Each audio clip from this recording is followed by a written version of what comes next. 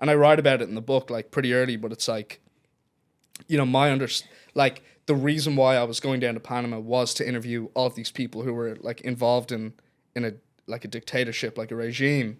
So in my head, I'm going down there and like there's probably going to be some form of danger. But then as I meet all these people and introduced to like Edgar and like all these guys that like Jose knows that are still very much like very connected down there. I'm like, oh, these are just like normal guys who like really like to have fun. And then I started having fun, and there was like a nice balance between like, the serious like intense interviews with Carlos where I had to sort of like, I had to be careful about what I said and like how I contested them.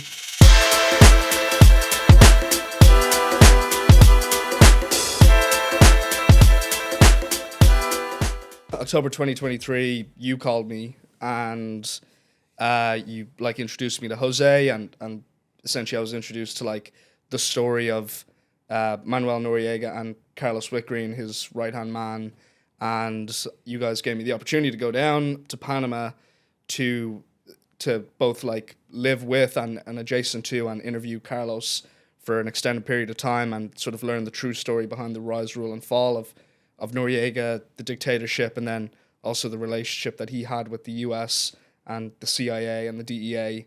And then that sort of culminated in this like 2-year project where I would come and go to Panama, and every time I arrived in Panama, I was interviewing Carlos and various like members of Noriega's inner circle or from his regime in the 80s, and then on top of that, sort of collectively we found those documents, or we interviewed Jose Hilario Trujillo, who introduced us to hundreds of documents that Noriega owned for decades and sort of kept secret. And a lot of those documents, were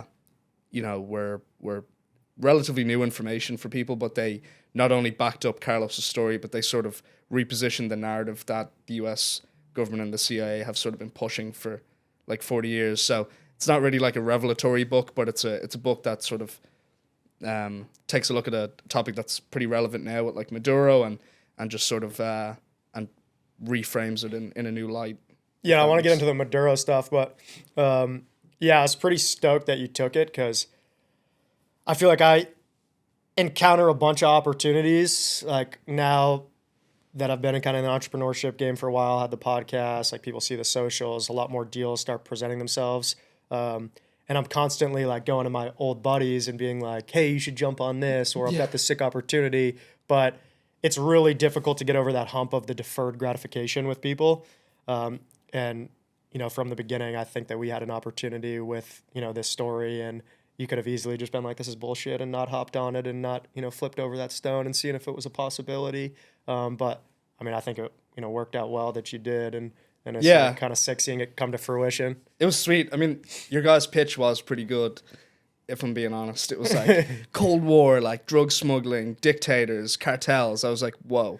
I was like, whoa. Like I just, when would I ever get the opportunity to like actually, to like really do that? Like nobody really does, like nobody gets the opportunity to just like go to Central America and like actually be in the room with these people. But not only like be in the room with these people and have like the sort of interview process like go on, but have there be like a little bit of implied trust as well, like because of you and Jose. Yeah. So I mean, it was just a killer opportunity. I'm glad I did it, even though there was a lot of struggle. In those 2 years. And like it's funny because like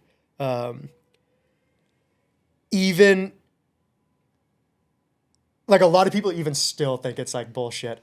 And before you came down and when I was in Panama, obviously I'm interacting with like Jose and his circle and being like, whoa, this is pretty crazy. But like, I'm going and talking to Mark, or I'm talking to Michael, or like all my buddies, and I'm telling them like the conversations and the meetings that I'm having, like that, the interview with the Russian that I told you about. Mm-hmm. And like, I'm pretty sure like most people just think I'm completely full of shit. Yeah. Like I'm just lying out of my ass. And so for you were probably one of my first buddies, childhood buddies, that came down and got to experience the circle and really immerse yourself in it. I had a couple buddies that came down for like 5 or 6 days, but having someone to like really immerse themselves in the environment and see the deals go down, see how we do business, like really see what's going on behind the scenes was like kind of cool. And it also like put some validity to like what I've been saying. Yeah. But even still, like when you were down writing the book, I would tell people like, yeah, we got all these documents, like these CIA documents and DEA documents. And they're like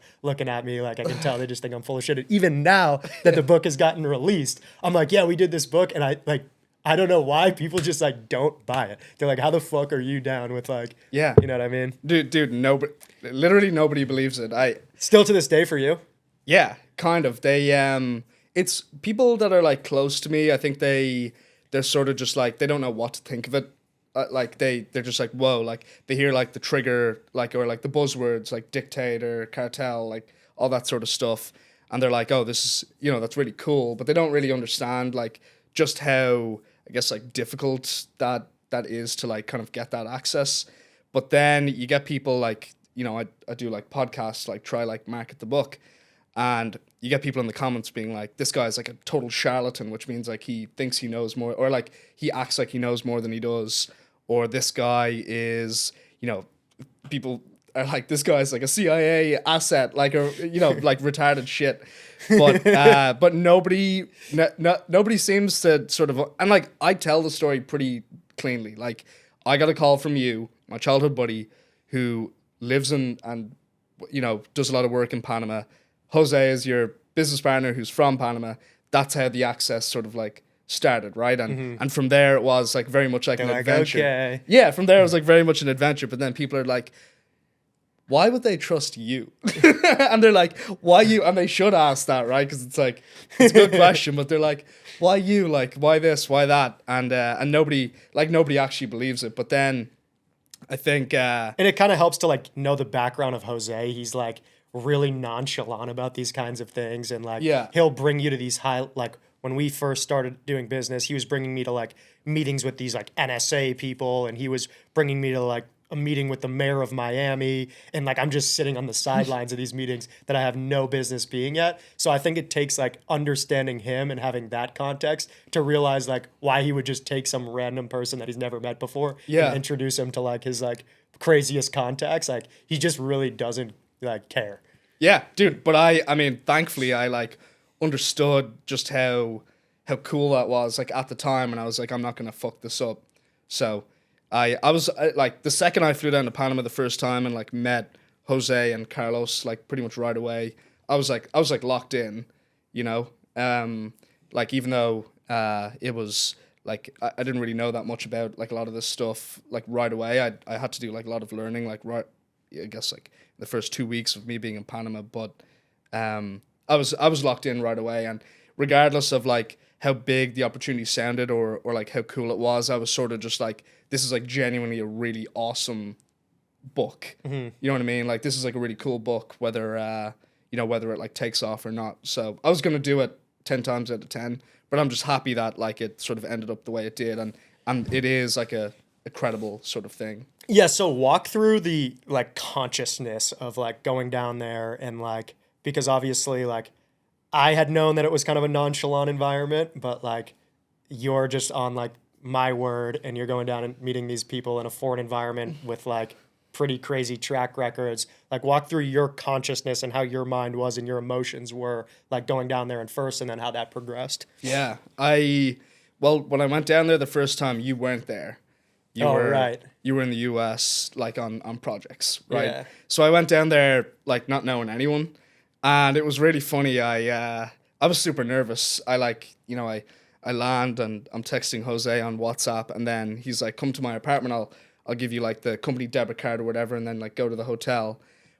And I get to Jose's apartment, it's like 9 p.m. and he's like super tired. He had just driven from Petite, and he doesn't even say hi to me. The first thing he says to me, he's like, I just drove 6 hours to meet you. And I was like, oh, well, thank you. Like, it's really nice to meet you. And I was really nervous. And then he was like, go to the hotel, get some sleep. Like, we're going to be up early tomorrow. And then, like, sure enough, at like 6:30 in the morning, he calls me. He has a way of like creating anxiety that's like not necessary. Yeah. But he'll like put the pressure on you. Dude, I was so anxious. I like didn't even sleep. I was like basically like waiting by my phone. I had like 3 alarms set. But then like he calls me in the morning. I go back over to his place, expecting to the work to like really start right away, but it doesn't. It's like very social. Like you're drinking coffee. I meet the kids for the first time. Like it's obviously chaos in his apartment in the mornings. But then we go meet Carlos after that, and I'm sort of on my best behavior. I kind of speak Spanish, like not that well. But Carlos meets Jose and I at this restaurant, and and he's speaking like Spanglish so that I can like kind of understand. But obviously, all the important stuff he's saying to Jose in Spanish. So there was a lot of confusion. I was sort of just like going with the flow, with the sort of understanding that eventually this would turn into something like that I would understand and that I'd really be like energized by. But the first like at least 4 days of me being in Panama, like I was terrified. I was so terrified. I'd never been to like that part of the world before. Like I didn't know Jose. I didn't know like his kids, even though they were welcoming like right away. I was still sort of like on guard and I write about it in the book like pretty early, but it's like, like the reason why I was going down to Panama was to interview all of these people who were like involved in a like a dictatorship, like a regime. So in my head, I'm going down there and like there's probably going to be some form of danger. But then as I meet all these people and introduced to like Edgar and like all these guys that like Jose knows that are still very much like very connected down there, I'm like, oh, these are just like normal guys who like really like to have fun. And then I started having fun, and there was like a nice balance between like the serious like intense interviews with Carlos where I had to sort of like I had to be careful about what I said and like how I contested them. That balance with also like just straight up like partying and like guys who like when they party they're only focused on partying and like it's nothing but fun. So it was awesome. Like it was, for me, that first trip felt like a once in a lifetime experience, and then obviously as time progressed, like I just kept coming back. And I think I said it to you in September, but like now whenever I feel like I'm sort of like in a rut here, like in the States, like work wise, I kind of get the urge to go to Panama to like kick myself back into gear. Because for whatever reason, like it's not like I even like work crazy hard like when I'm there, but it's always sort of like, okay, like stop fucking around, like you need to get this done, so get it done so then you can have fun. And for whatever reason, that just like it just hits me way more when I'm there as opposed to when I'm here, like if that makes sense. Yeah, that's kind of how it's always been for me. Like it's just like a good reset. I think that number one, the biggest thing that I notice is the diet. So just getting like cleaner organic food in you like really resets your body. I think probably the heat, like you're really sweaty down there, so that like cleans out your body. And then also the energy is there's a lot more optimistic people. You'll see everywhere that people have a lot less than in the States, but for the most part, I would say they're on average probably happier. So I think like a combination of that and then also having Jose and his circle and his environment is a very like entrepreneurial, get stuff done, like where's your mindset at? And I think that like a combination of all things, does kind of like reframe you and set you back when you go back to the States. It like puts things into perspective. But what is it like as an investigative journalist or an investigative writer? I think that my misconception was like, this is kind of just like a business interaction where you go down and start interviewing this guy and he's going to give you that information. But when you really think about it, obviously that's not the case. Like no matter whether or not it was planned to write the book or not, like this person doesn't know you. He has to learn to trust you and how much information he's going to give you. And you're like starting to build that relationship and build that trust and build that empathy to get him to a point that he divulges information to you and feels comfortable with you and, is sharing stories with you as if he was, as if you were just another friend of his. So what's kind of like that process like, and how do you go about that when you're in these positions interviewing someone that's high profile, like a Carlos Whitgreen, and getting them to open up with you? And what was it like specifically in his situation? With Carlos, it very much, he always knew that he had the power. Like right from the get-go, it was pretty obvious that, he wanted to sort of control the situation, that that he wanted this book to be like his legacy. He knew that if he controlled the situation like the right way, that what I could end up like writing would be something that would preserve his legacy. Now I knew sort of that was going to be a problem, so I didn't like contest him very much in the beginning. I sort of just let him speak, and I kind of think of it as like a giant fish, like throwing like a giant fishing net into the ocean. Like you're not really sure what you're going to catch, but you're probably going to catch like a lot of fish. And that was like the attitude in the beginning. As time goes on, and as sort of we get the less interesting stuff like out of the way, that's when like the really interesting stuff starts to like seep through the cracks. And then when you get like a little taste of that, that's when I have the opportunity to like jump on it. So for instance, if Carlos is like, talking about something that's relatively mundane, like his friendship with Noriega, like if he's like, he told me this one story that him and Noriega were in Uruguay, like at a party, right, at like a politician's party, and it was just, it's a cool story. Like they're drinking, they're like talking to girls and like having fun and whatever. But then he's like, oh, and this person was there. And then I'm like, in the back of my head, I'm like, oh, that's really interesting because they were like the dictator of this country during this year. So then I asked Carlos about that. And then all of a sudden this whole like rabbit hole opens up and you start going down it and everything feels like really organic. So I guess this is just a long way of saying that like a lot of the interview stuff really is conversational. The trust comes like after time. So like the more time you spend together, the more you're naturally either going to trust someone or distrust them. In the case with Carlos and I, like I really tried to make it known that like I was going to write stuff that was like either the objective truth or the truth as he saw it.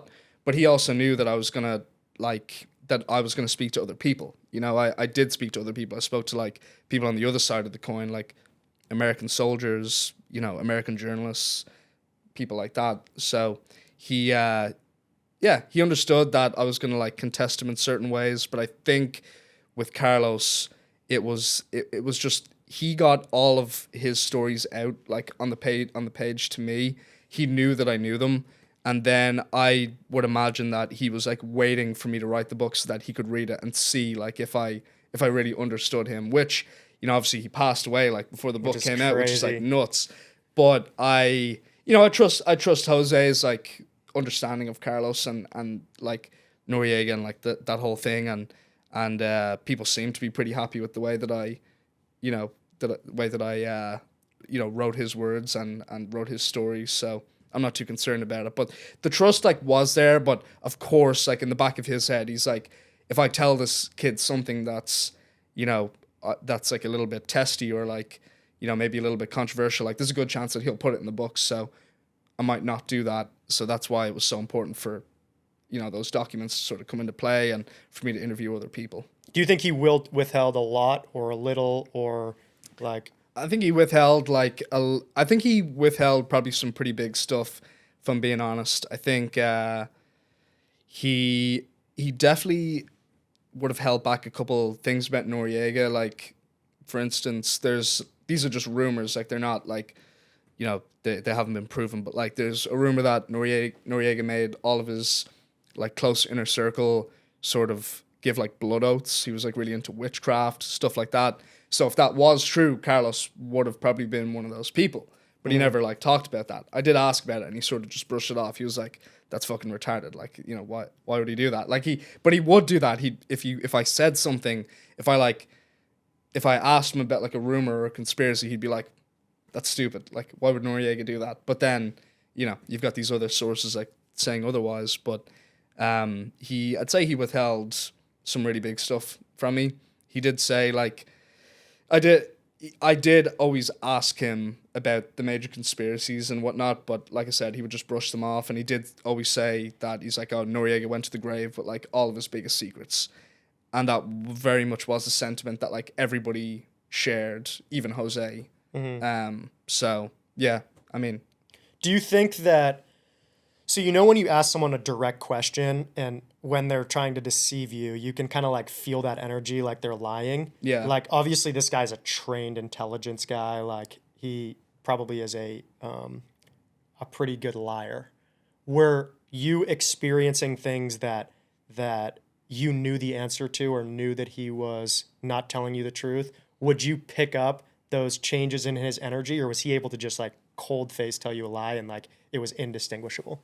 I think he could cold face do it. He had this he had this sort of ability to always to sort of always like connect with someone.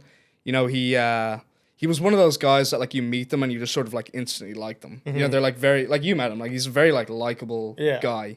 Pretty unsuspecting. Yeah, exactly. Very unsuspecting. And he did this, like, you'd look at his face while he's telling you a story and he'd have this big smile on his face and then all of a sudden it'd go like, bam. And he'd be super sharp and really serious. And, like, you would not, like, you wouldn't fuck with him, like normally. But when he's, like, telling you a story and then he just, like, flips a switch like that and he becomes, like, very serious, like, it's really hard to tell like what is sort of embellished and what isn't, because I did contest him on a lot of stuff. Like if he told me a story and then I'd be like, but yesterday you told me a similar story, but it doesn't like exactly line up. He'd always have an answer for you, and there was never any hesitation.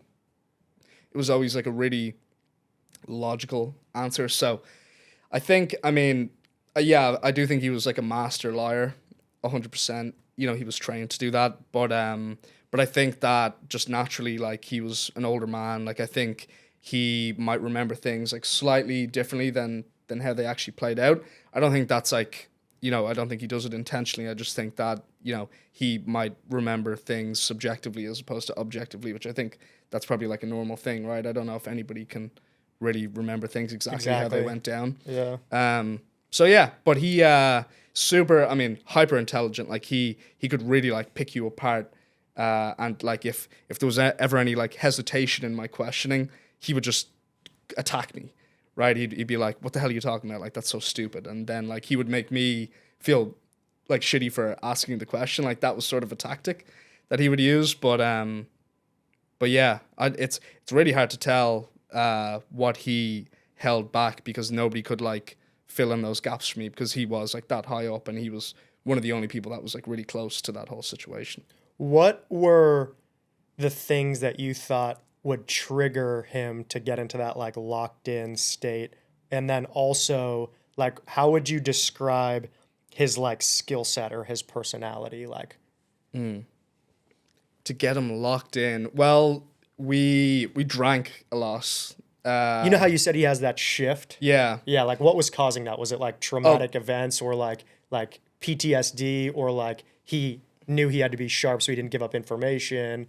Like I think it was more like a storytelling technique of his, where he was like, he was getting like, he was very like sort of poetic. Like I like I said, like I don't speak Spanish incredibly well, but I had Diego there too, and he was sort of translating everything that he was saying. But the things I did understand as well, like I could tell that he was using like a lot of metaphors, and he was very lyrical. Like he wasn't saying things directly to me. So every time I asked him a question, he was like very much telling a story, right?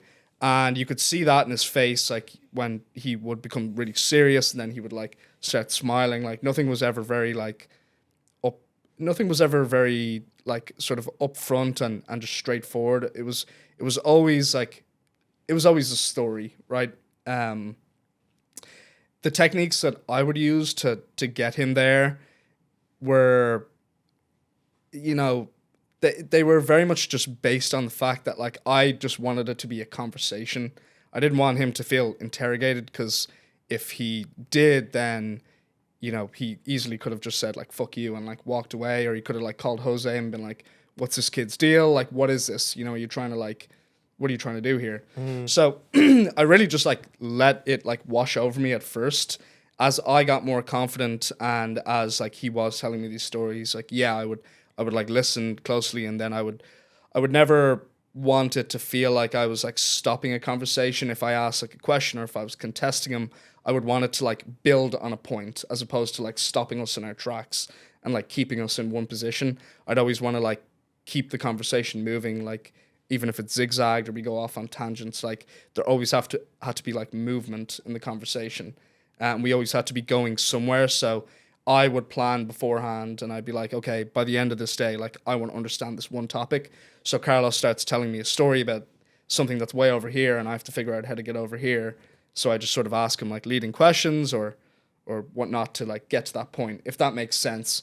I know that's probably like that might be like a little confusing. It's just how I like visualize it. But I never wanted to like piss him off. That was like the most important thing. And I just like did what I could to get from here where he would begin to here where I knew I needed to be, because I would build out timelines, and I would like put these like pins in the timeline and be like, okay, in this year this happened, in this year this happened, like why did this happen then? Why did this happen then? Like what happened leading up to this? And I'd like just use his story to like try get there. So how would you if you were describing Carlos, like how would you describe his skill set? Like what distinguishes him as a person? Like what is he really good at? Obviously you said he's well trained in X, Y, and Z. What are those things? He can read people really well. He reads body language especially well. So there was like a language barrier, even though I think he did speak English, and he just did that sort of classic like Latin American spy. It's not even just a Latin American technique, but like that sort of foreign technique that a lot of people have used in non-English speaking countries to spy on English speaking people. I think he did understand English like possibly fluently, and he could sort of like understand me all the time, but he pretended like he didn't. But he was super sharp with body language.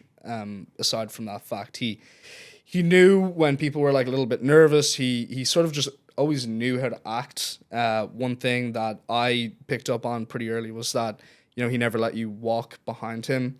He always had to be walking behind you, because there was probably an element of distrust from his like many years of service as like a spy or as like an intelligence asset. So there were like little things like that I picked up. But he, I would say that he's a guy who was he's blindly loyal, but with a one strike policy.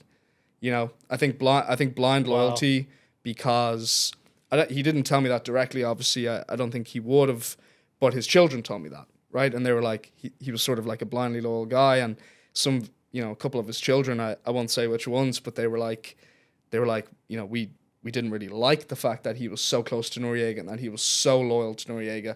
We think that like he was taken advantage of in some ways, and not that I even heard any of those stories or whatever, but I can see that, because he really did. He trusted first, but I know that if you crossed him, it was one strike, like, and you would have like an enemy. Yeah. So I don't know what you would call a guy like that. Very shoot from the hip. He's a guy who like shot from the hip, that kind of thing. He's like animalistic almost. Animalistic. Very instinctual. Instinctual, yeah. Do you think that he, like, interacting with him had an influence on your life or like your perspective of the world? Definitely. Yeah, I have not seen the world like the same way whatsoever since doing this whole project. The timing was especially relevant given like the stuff with Maduro that happened like last week. You if I hadn't written this book, I would have like watched the news and sort of been I would have been like skeptical of the narrative, like that, Maduro was this like drug trafficker and all of this sort of stuff. But I would have like sort of believed like the American narrative more than I would have like the Venezuelan narrative or the anti-colonialist narrative, whatever you want to call it. But I after reading the book and as I'm like watching the news or after writing the book and after like seeing the news and stuff, I'm just like sort of just like seeing like similarities with Noriega and seeing how like all the stuff really is cyclical, like in US foreign policy and politics. Like it turns out it's just super common to place a label on either a person or a nation that you want something from and use that as like a justifying and use it as justification to go in and sort of do what you want. So I don't think I would have fully understood that if I hadn't like met Carlos and interviewed him and done this whole thing. Basically trying to say that everything that I thought I knew about US foreign policy or the world and how like world politics works was just like very much off base in terms of how like it actually works. operates. Well, how do you, if you had to like describe it, what is your viewpoint of how those like international policies work? This might be, this might also still be off base. I don't claim to be an expert, but I think a lot of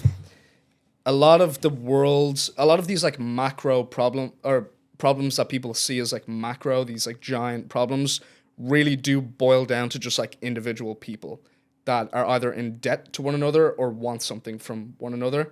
And it's all just about like what those people will do and what they have at their disposal to get it, if that makes sense. So like what, give an example. I don't know, like I said, like I can't claim to be an expert, but we'll use like Maduro as an example. Like it's like all about leverage. Yeah, I bet in like 10 or 15 years, like a bunch of shit's going to be released about like what actually happened in Venezuela. You know what I mean? Like right now, what we're being told is Maduro's aiding drug trafficking. He's benefiting from it.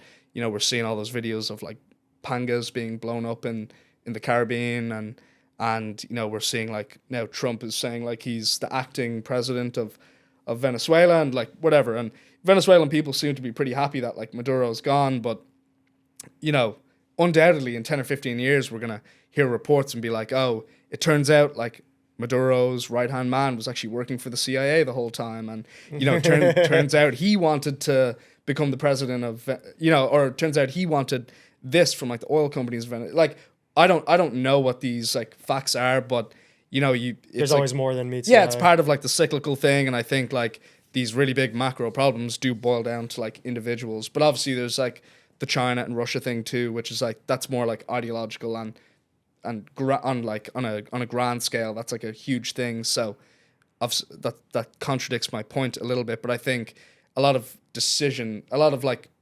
major international decisions are made on a micro level, and I think it really just boils down to like individual people. Like with Noriega and the US invasion of Panama, I fully believe that like a huge reason why the US invaded Panama was just because George H.W. Bush like fucking hated Noriega.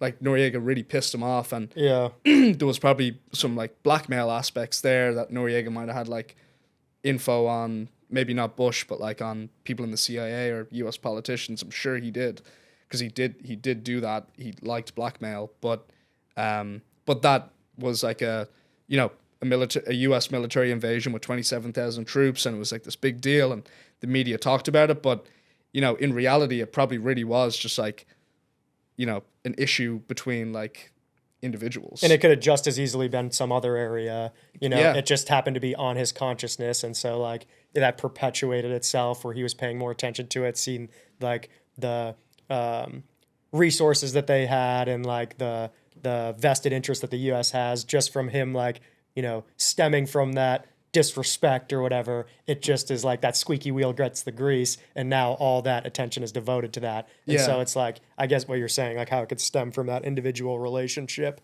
And like what annoys me is I see like everyone has their like comments on politics, and I think that a lot of people get caught up in the weeds of like the propaganda machine that is the news, and they get like really emotionally involved in it, where at the end of the day, these countries are just like large businesses, and like the largest companies or countries with the largest GDPs are the biggest companies with the most leverage, and they're making deals across the country to get more leverage and get more power and get more revenue. Mm-hmm. And I think that the more people start understand, and that's another thing is like, you know, you hear people talk about politics and like how different policies should be like relayed onto businesses, but they don't understand how business actually works. And so it's like, as a business owner, you're like, okay, that policy wouldn't like affect this business the way that you think it would, or affect its employees the way that you think it would. It's the exact same thing with a country as it is when you think of the country as just a super large business. And the people of that country are its employees almost, because they're the ones, the taxpayers providing the revenue. And there's a number of different models. Some are communist, some are, you know, free capital markets. But when you start to look at it like a business, I think it removes a lot of that emotion, and you see that like all of these decisions are at the end of the day just coming down to money. Like Yeah. like Venezuela, like you can get into like I don't really think that the US is like compassionate about drug smuggling. I think that if there was a vested interest in them making money off drug smuggling, that they would participate in it. But I think that number one, you have this perception of drug smuggling, which would have a backlash if they did participate on it. So then they're going to look at the long term of that, like, okay, we can't participate in this and make money because it will lose us money and lose us trust from other people. So they're making a business decision there. And you look at like, you know, to go further on the drug point, like at one point, weed was this like massively taboo substance, and now the government's like taxing it. Yeah. So I think at the end of the day, it all just comes down to money with these decisions. Like they're not, it's not like they're compassionate about the drugs. They're utilizing that as a political vehicle to be able to go in and get trillions of dollars of oil. Yeah. Same thing with like the Middle East, like with Iraq and Halliburton and Dick Cheney. It was like terrorism is this like massive problem, but like he's getting the contracts for Halliburton and taking the kickback on the money. Yeah. So, you know, you can always say like just follow the money and you'll find like, you know, the cause. But I think that if people could remove themselves emotionally and see that all of these things are just like business transactions, and you can't, just to kind of wrap this point up, but I don't think you can hold it against these like politicians for being like getting money for themselves or being corrupt. You know, like at the end of the day, they're just serving themselves like everyone else does. And I think that when you look at some politicians, we have to realize that they have their own leverage that they're going to use. The country as a whole has leverage that it's going to use on Venezuela, just as much as the people have leverage against the government, that we need to get better at utilizing and being more of a business and like, or being a union under a business that has leverage with the corporation holders. And when we look at politicians, it's not like, okay, this person's making money for themselves, but it's like, is this person making money for themselves and giving us some sort of kickback? Are we benefiting from this? Like, that's a fair deal. And if not, you have to exhaust your leverage on that politician to get a fair deal, just like those politicians are exhausting their leverage on other countries with tariffs and whatnot to get better deals. Mm-hmm. So that's kind of how I think about it. Obviously that was a really long rant. But. No, it's like it all makes sense. And you've seen it more than I have, like being sort of in Jose's like inner circle and meeting like politicians in, like you said, Florida and Panama and stuff. But you've seen it like with your own eyes, how like really large deals are oftentimes just made with like a handshake, like between two individuals. Yeah, it's not like in these meetings, nobody's talking about like solving world peace or like democracy and like, you know, they're not talking Republican and Democrat. It's just like, okay, what's the plan? You know, how much money can I make off of this? Yeah. Like, how are my voters going to be impacted by this? Because at the end of the day, like if you look at these politicians, they're just saying exactly what they have to say. Like they're not speaking their own ideas. And I think that's what was kind of different about Trump is like, he's like unable to not speak exactly what he's thinking and why people liked him.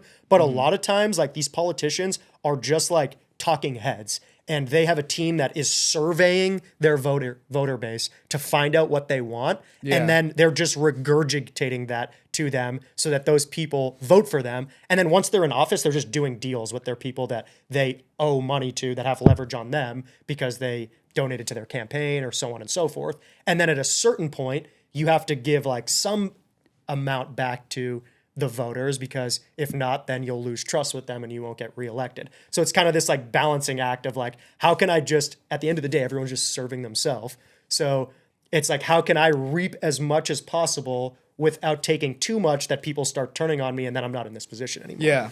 You yeah. know? It's that, that's like high level critical thought as well. Like I feel like most people wouldn't think like that whatsoever. They sort of just see I don't want to say like they see government as like this two-dimensional thing, but it's like you're right. It's just a business. Yeah, and they're like government, but it's yeah. like it's correct. Like it is those just individual people. Like in this relationship, 10 different deals could come out of it, but it's not like the government as a whole. It's the system that's made up of these individuals that are self-serving that is creating like the corruption and blah blah blah. Yeah. And it's at the end of the day, if you want to stop that or slow that pace down, the people have to realize their leverage that they have and exercise it to get better deals for themselves. And that's what we're not doing. Is we're just like getting caught up in the propaganda machine and watching it almost like a reality show and screaming at the side that you hate and siding with the side that you like and doing very little, while those people are putting out that information so that you just sit in your chair and get angry and you're not really like exercise your leverage, and therefore like they just have free will to do whatever they want, and the people like they don't get a fair deal. Like you're getting walked over because you're not exercising your leverage, which we have huge leverage. Yeah. Yeah, definitely, dude. I mean, I'm ranting, but no, it all makes sense. So what is kind of like, and I wanted to go into this. We had a conversation that I found super interesting when we were in Panama. We went for that like super long walk. I think we walked down to Costco or whatever. But you were talking about the kind of mechanics of conveying a story. Oh yeah, I remember this. Which I found to be very interesting because like you don't really think about it from the writer's perspective, or like when you're watching a movie or like when you're reading a story, you're just captivated by it. But you have a very like specific mission, or it could be one sentence or one statement that you're trying to communicate to the audience, and you're doing it through these, this methodology of telling a story. Yeah. So walk me through that a little bit. I remember this really well, actually. It was like the wheel, the wheel analogy that I gave you. Yeah. I sort of see like, if I'm going through a story, like let's say I'll talk about it like chapter by chapter. Let's say like chapter 1, I want to establish the protagonist, like what he's all about, or what he or she is all about. What the story is going to be, set up the plot, like all that sort of stuff. Like I've got this very clear goal for chapter 1, and the ultimate, the umbrella, like ultimately comes what it ultimately is all about is will the reader read all the way through chapter 1 and then want to read into chapter 2 and keep turning pages. So I kind of see, if I'm telling someone else's story, I see like that chapter is like an empty wheel, like an empty circle. And it's my job to like shade that in as much as possible, right? So if it's like a bike wheel, there's the circle on the outside, and then there's like the nucleus in the middle, right? And I always place whatever I understand the most about that person becomes the nucleus. So when it came to like Carlos, and this isn't something that like I can say I personally understood, but what I am interested in is like revolutionary stuff, because like Ireland is quite a like revolutionary country. We had, we were oppressed by like Britain for hundreds of years, and we had like our big revolution 100 years ago, and it's something that like we study in schools, and we it's very much like embedded in us that we understand our revolutionary history. So when it came to Carlos, let's say like that was my nucleus. And that was my like firm understanding of like what he was saying. So I would like root my understanding of his stories in that mindset. Now, how I shade in the rest of that wheel is using like the spokes, right? So the spokes jut out from my nucleus of understanding, and they're connected to the outside circle, to the wheel. And the more spokes of understanding that I have, the more I shade in that wheel, and the more complete the sort of story will be, if this makes sense. Very interesting. So those spokes, they can be thin or they can be thick. I'll say like the thin ones would be like me asking Carlos like bullshit questions, like, oh, like what's your favorite food? What's your favorite Panamanian food? Like, what do you like to drink? Like, when you were 18 years old, like what part of town would you party in, right? Those are very like thin spokes. They don't actually do that much for the overall story.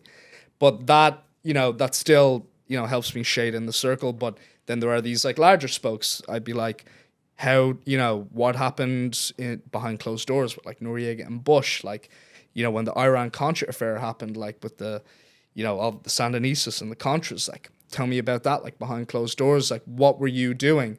And those spokes are a little bit wider, right? They shade in that circle, like, a little bit more of my overall understanding of Carlos and the topics. So it's sort of like, you could probably, like, use anything to make this analogy, but I like to use, like, that circle because I always have, like, that nucleus in everything that I sort of do when it comes to me, like, interviewing people for books. No matter what, there has to be, like, a bridge between, like, our two personalities. Like, if I'm interviewing someone and we have, like, literally zero in common, like, I can't write their story, like, I just don't understand them. Carlos is a guy that we are from two different eras, two different places, two completely different kinds of guys. But I used that one, like, little bridge of just something that was, like, an interest for me, and I knew it was an interest for him. And that's how we sort of connected. And then from there, I was able to shade in the rest of that wheel. And then, the stronger the wheel, the better it runs and it doesn't break as easily. And, for instance, if I tried shading in that wheel, but I only had, like, 50 thin spokes, the story's going to be dog shit. It's going to break apart. It's going to fall under the weight of itself. But if I shade in that wheel and I've got these really strong spokes and there's, like, very little, space for, like, plot holes for, like, air to get through, then, the wheel's it's going to be stable. It's going to, like, run just fine. It's not going to crumble under the weight of, like, the overall topic or the story. So, I don't know. Now that I say that again, I sound kind of kooky. It sounded so eloquent when I said it. No, it makes a lot of sense. So how do you, like, when you are telling someone else's story, obviously if you're just, like, writing your own, like, fiction book, like, you're telling your story and it doesn't really matter the direction that it goes because it's coming from your consciousness. But how do you, if you're telling something that you're trying to get someone to step, and I guess it could kind of happen if you were doing a narrative as well, but how do you get someone how do you as the writer step into Carlos's consciousness and write it so that it feels for the audience like they're in that time period and it's not just coming through your lens, like it's coming through their lens? Like, do you feel yourself kind of starting to get engulfed in their thought processes and, like?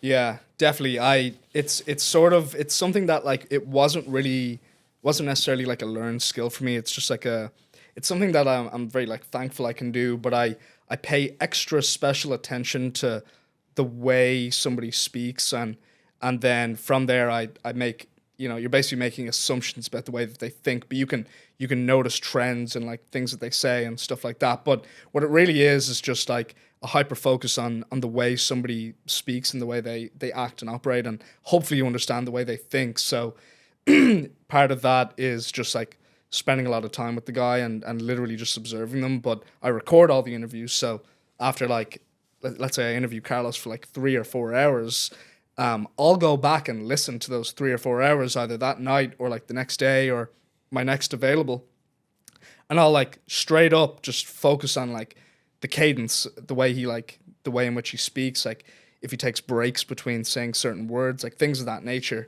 And then from there I try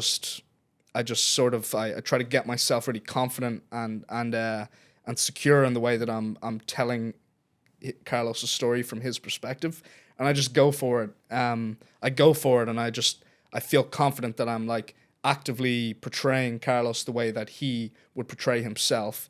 There's obviously going to be gaps there. I could write a sentence that Carlos could read and be like, I would never think this, or I would never say this. But I just try my best to use words that he uses all the time, or I try my best to I guess, like, think in trends. Like, Carlos would often, he rarely, like, theorize things. He would sort of just say it how it is and that's it. He would tell these, like, very lyrical, poetic stories, but he wouldn't say a word more than he would need to say. He would say what he has to say and then stop. So that's how I would write him in the book. I would I would have a thought, and then, or, like, Carlos would have a thought, he would say what he would need to say, then he'd stop, and then he'd move on to the next thing. He would never, like, linger on something too long. Yeah, so obviously when you go into, like, any of these interviews or meeting a person, whether it's, you're a writer or just having a human interaction, you're going to have like your own perception or your frame on that person. And do you ever find yourself like getting into a situation where something that they say kind of like reframes your entire perception of that person, and you realize like, okay, I was seeing it at face value, like, you know, maybe it's Carlos lying, you know, and you're basing your perception off of what he's telling you, but then you realize by like overlaying these facts that what he's telling you isn't true. So then it reframes that reality that like, okay, from now on moving forward, like what he says doesn't necessarily have to be true. Like, do you get what I'm saying? Like you walk in with that perception and you're taking it as face value, but then over time you kind of step into his mind. Yeah. You get what I'm saying? No, I do. Yeah. And that's sort of how like an unreliable narrator works in like literature or in nonfiction, fiction, whatever. But Carlos was very much like an unreliable narrator, right? He because he would lie to me, or he would like actively withhold certain information from me. So it's important for me when writing Carlos in the book to sort of give off the vibe that he is an unreliable narrator, so that the audience can feel the way that I felt when I was interviewing him, if that makes sense. Interesting. So yeah, like you said, and that's how you realize too when someone says, you know, like you tell me something yesterday and then today you're telling me the same story, but all the facts aren't lining up. Instead of me calling you out, it's you know, it's better for me to keep it in the back of my head. It's like, okay, you know, Jack lies. Yeah. But why is he lying is the thing. Like, is he lying to like protect himself, or is he lying to protect, you know, Noriega or whatever? It's that's where like the investigative stuff like actually comes in. Like me sitting down with Carlos and recording a story it is investigative, but it's really more conversational like that. The investigation comes in when there are like gaps in stories, and I'm like, okay, I have to fill that gap somehow. I got to go find like the answer, and that's when I like take what Carlos says and I go out into the world and sort of just like see where I can find the information that will hopefully bridge this story together. And to be fair to Carlos, like I was able to do that with most of what he said. I mean, he did say some wacky stuff. Who knows if it's true or not? I put some of it in the book. I decided not to put some of it in the book, but yeah, I mean, that's just bridging what he says versus what he doesn't say, and hopefully arriving at like some form of objective truth. So when you're describing this like wheel and the spokes, is that like a common storytelling practice, or is that like your style of storytelling? I don't know. I've never bothered to look, and it's just that's just how I like visualize it as well. You know, it might like someone might hear that and be like, this kid's like retarded. Like that just doesn't make sense. But to me, it does. Like it really is just like, it's just like, or you could even say it's like paint by numbers, right? It's like, you know, that when you color in like all the little numbers and the shade, and like you add the different shades and whatever, like, you know that the finished product is going to be like this picture, this painting that like makes sense. All the colors are there, like all the detail is there, like you know what it is, but like you still have to get there. So like you could use that analogy too. It's like every question you ask Carlos, his answer is like painting in another number, and after you ask him enough questions, then you've painted in all the numbers, and you have this beautiful picture that like tells the exact story that you need to tell. But I like to use like the wheel thing because I don't think it's possible to paint every number. You know what I mean? I don't think it's possible to get through everything. I think there's always going to be little cracks. I think like people's motivations are more complex than even they understand themselves. And I think that the wheel spoke, for me, it works because that nucleus of understanding right in the middle, that's where like, I guess like the stability will come from. And then the spokes are just like the strength of knowledge that holds the whole topic together. I don't know. Does that make sense? Yeah, like, and you would kind of explain to me too, like how you have to engage that audience like very, very quickly, and then kind of like hold them on until the climax. Yeah. Is that like, and I'll let you describe that better than I just did, but is that basically how all writers or all storytellers, like, is that the framework for telling a story, or are you aware of different writers that have different styles for conveying that same message, but with different structures? Yeah, I don't know. It's all writers have to like learn how to hook the audience like right away. It's like a thing. It's a thing nowadays that I'm seeing more and more of, like in like literature, and with like I do like script writing as well, and in like film and TV. It's like a thing that you have to have something happen right away, otherwise people are just gonna like throw the script away or throw the book away. So a lot of people look for immediate action. I sometimes do that, but with Carlos, the immediate action, or like the immediate hook, is establishing the stakes of the story. So I established like massive geopolitical stakes, and I established personal stakes right away. The personal stakes were for both me and for Carlos. So the personal stakes for me were way more like simple and understanding, and the average reader can, step into the book and put themselves in my shoes. Like, they don't know, like, especially if someone knows nothing about Noriega or the Cold War, or like, geopolitics in Latin America, like, they're stepping into my shoes and they're learning as I learn, as me, the narrator, and the chapters where I'm the narrator.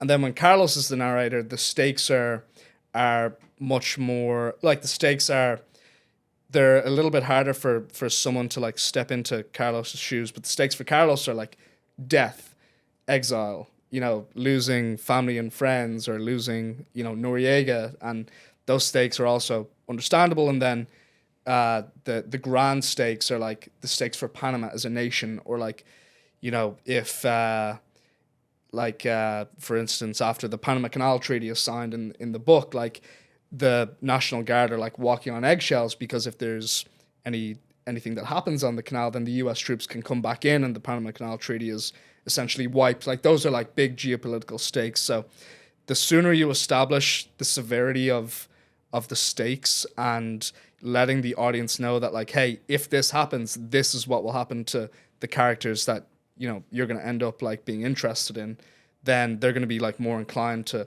read on. And I like to use like mystery and thriller techniques, like cliffhangers and stuff like that, to get people to turn the page. Some writers like to be like super detailed and like spend like pages and pages and pages like describing like the setting and whatnot, and different readers respond to different things. But I like to tap into like paranoia, mystery, and then like basically anything that falls under like the umbrella of like being thrilled, if that makes sense. And that all comes back to like just establishing the stakes of the story like right away. What was I gonna ask? Oh, I just had a hot question. Yeah, going back to, because we had talked about with like Jose, like these different writers. Who's the one who did the stuff down in Cuba? Jose's writer. Like Coster? No. Not Coster? No, Hemingway. Yeah, Hemingway. Yeah. Oh. Yeah, so how are like, I kind of want to just like tap into like that consciousness, and like I know you've paid like a lot of attention to different films, and since we were young kids, you've been like super into film. Do you think like the artist changed from then till now? Oh, I don't know. I could say for me, I used to like really romanticize it, like writing quite a bit when I was younger.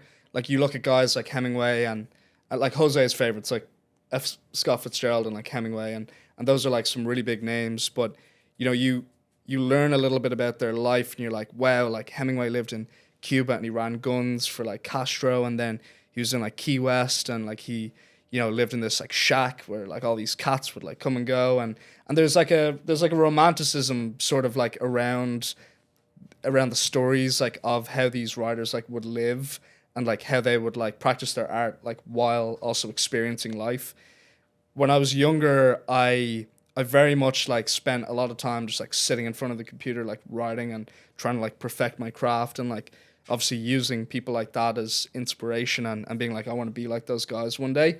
But then, as I get a little bit older, I'm like, I'm sort of, my writing like plateaus, and I'm like, my writing is plateauing because I'm not really going out there and like experiencing life the way it should be experienced. Interesting. So then then it becomes almost like you're like consciously trying to balance your life between this, like, if you think in fiction, you know what I mean? Which, like, Jose talks about like thinking in fiction quite a bit. Like he makes like a really cool point about, he's like, everyone is just sort of like actively telling their own stories. Like, you can go whatever way you want, and that's how your story will go.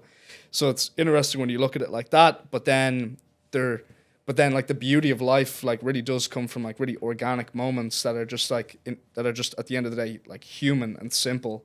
So I have this like conscious balance between the two, where I'm like, okay, I will get wrapped up in my own sort of world and like write these stories, but then I need to like really set time aside for myself to like not think about all that, like not think about writing or not think about like being fulfilled by like being an artist or whatever, and literally just experience life, like hang out with my friends, like drink beers, like go, hang out with my girlfriend, go to dinner, like, do like normal shit that normal people do, because that's where the inspiration comes from. That is where the inspiration comes from. And you look at like a writer like Bukowski, right? He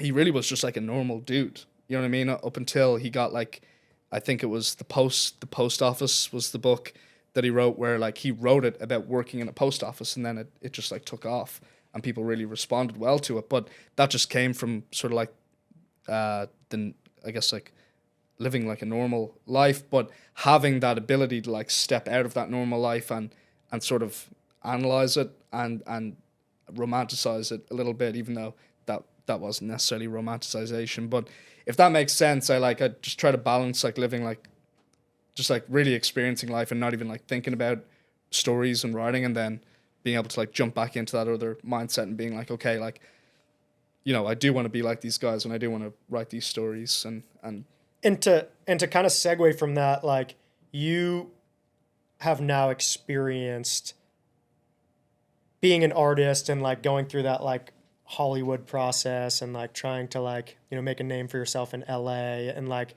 I'm curious how, like, what that's like, what that process like, what's the business of it like, how do you get ahead, where have you found the pitfalls, like what's kind of the taboo behind it, is it different than it was before? Yeah, I'm really like, I haven't like made it yet, so there's definitely more like trials and tribulations to come. But I think saying yes to opportunity has like gotten me further than anything else. Like, I'll put it this way: when you called me about like the Panama, about the Right Hand Man, October 2023, like before that, I was writing like every day. I was writing books. I was writing screenplays. I wasn't afraid to like send those to people and be like, hey, can you read this? Or, hey, I just wrote this book. Like, I think you'd really enjoy it. It just, I was always going to do it, but I think like the Panama thing changed me a little bit, because I said yes, like a really big opportunity. And then I started to see like the benefit of just simply saying yes and like stepping into something that you might like, stepping out of your comfort zone and into something you might not understand. So I don't think Hollywood is like the kind of like the film industry or whatever is the kind of thing where like there's like a right answer. Like everybody sort of like goes down this one path. It's not like accounting where it's like, you're like an intern and then you get like a full-time job and you're like an analyst and then you're this and then you're this. CPA, and then but it's not like that at all. And obviously that's the same with like being an entrepreneur. There's like a billion different like routes that you can go down, but you can kind of go down any route and still potentially be successful. I think with writing, it's just about like saying yes to all opportunities, or the ones that like make the most sense. And then as like an artist, it's important to also think about like the money too. You know what I mean? Because it's like we don't live in this like cotton candy kingdom where anybody can just do whatever they want and like live their life. Like, you still got to pay bills. So I learned that the hard way. It's like, yeah, like I love writing like more than anything, and I'm going to write stories for the rest of my life, and that's what I want. But like, I can't do that if I'm living on the street and like, homeless and whatever. So I had to find a way to use like my skills to make money and satisfy that like creative urge. So So I think right now I just want to find like the best possible stories that I can like slap my name onto, and then in my pursuit of those goals, of those really big goals, where like I'm getting these books out there, hopefully make some money along the way and like pick up new skills and maybe be introduced to a world that I didn't know anything about. And I do that by like ghostwriting or like picking up these like little gigs where I'll just try something out just for the fuck of it. You know what I mean? I did like legal writing for a little bit, sort of like paralegal work. I'd never went to law school or anything like that. I was just a good writer who made kind of friends with like a couple of lawyers who were like, I don't want to write all this shit. Like, do you want to ghostwrite it for me? And I'll just like check it and make sure it's all okay. And that's how I made money for a little bit. And then I started learning about like the legal system and introduced to attorneys and, hearing how judges speak and all that. And what might not seem as something that really matters then might matter in a couple of years from now. Let's say I come across this like really awesome like courtroom drama story about this like amazing court case. I now have the understanding of how that all works from behind the scenes because I like kind of I was paid to do that work like in pursuit of my overall goals. So I don't know. I think if that makes sense, like it's like that. It all comes back to that. Like, what's that saying? It's like, it's not about the goal itself. It's about like the pursuit of the goal where like you find your meaning. So I think, yeah, my goal is still to, have all these books and stories like adapted into these like awesome movies. Cause that's what I love the most.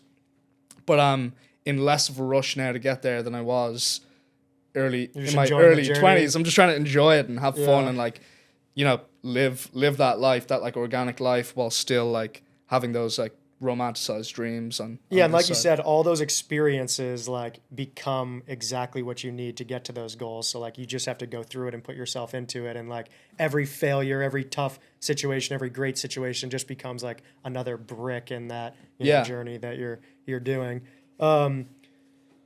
What would you say now, like going through the movie game and the writing game, would be like a warning that you would give yourself 5 years ago or 6, whenever you started this out? Oh, like what patterns have you kind of recognized that you're like, if you write like a book or a script or a short story, like whatever it is, if you start something and finish it to completion and people don't like it or people aren't like really all over it, just move to the next thing. Because that's the advice like I would give. Is just like, and this advice was given to me. I just didn't fully understand it. This was actually given to me by John Spates, the guy who wrote Dune, the Dune movies. I met him at a hotel through like a family friend of mine, who's friends with his wife, and he told me and my buddy Liam, he's like, scripts are like Victorian children. He's like, you're gonna have a lot of them, but like, they're not all going to make it. That's hilarious. It was so funny, and I just never forgot it. He was such a nice guy. And and I was like, wow, okay, good to know. But I didn't like really get it until I started like writing a ton of scripts and like giving them to people and them being like, oh, like, good job, buddy. Like, give me like a little pat on the back.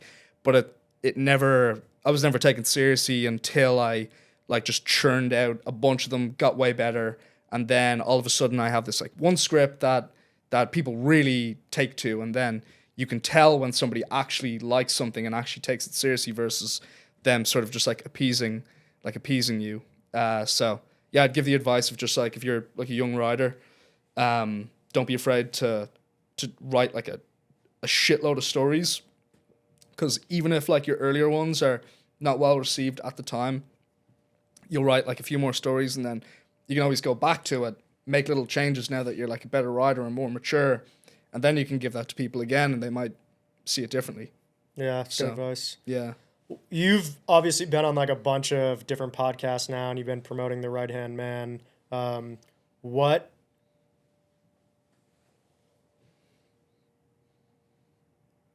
could I explain this? How are you articulating, like how has your communication changed when you're like getting on these podcasts and starting to articulate this story?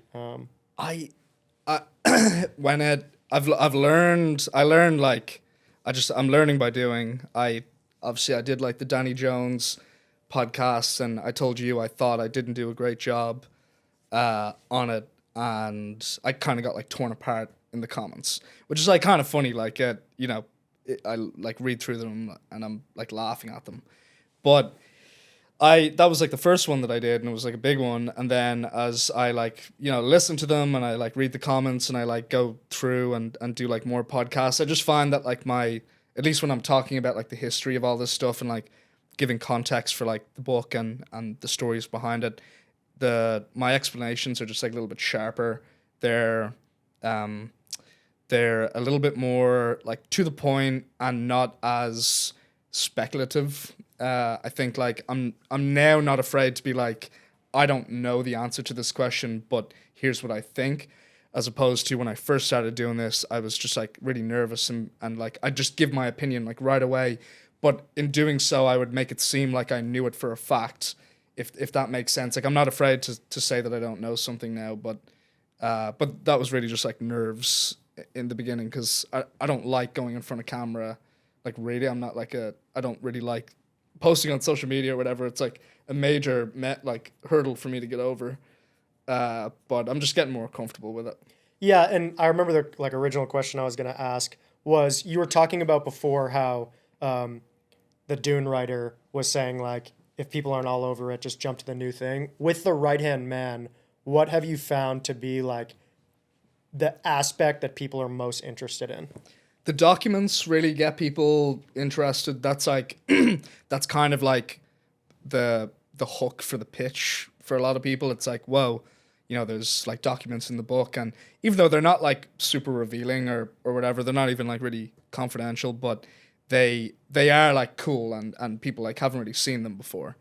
I think after people get over that like hump and they start actually reading it and getting into the story, I think what people really take away the most is like just how, I guess, just how personal the I guess like the plight between Noriega and Bush and like the CIA like really was, and I think people, it's like goes back to that like macro versus like micro thing. It's like people see politics and like foreign policy as like this huge macro thing with like all these moving parts. Whereas I think I did a good job with the book of like really boiling that down to like just individuals making decisions in a room.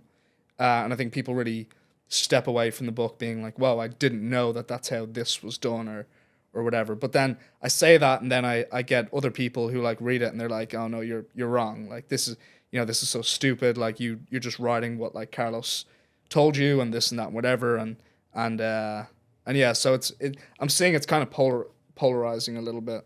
Do you have any regrets from the book, or you're? No, I don't think so. I don't have any regrets. What I guess like the one thing I wish I did before releasing the book was there's this lady called Barbara Trent who directed and produced a documentary called The Panama Deception in the early 90s and like 1992 or something. And it won Best Documentary at the Oscars back then.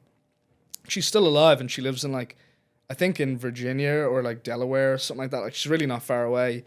And I just never reached out to her, and I really should have, because I have a feeling that she probably still has like a lot of documents, or at the very least like audio recordings or video recordings of interviews she did with people at the time that could have like really supplemented the book.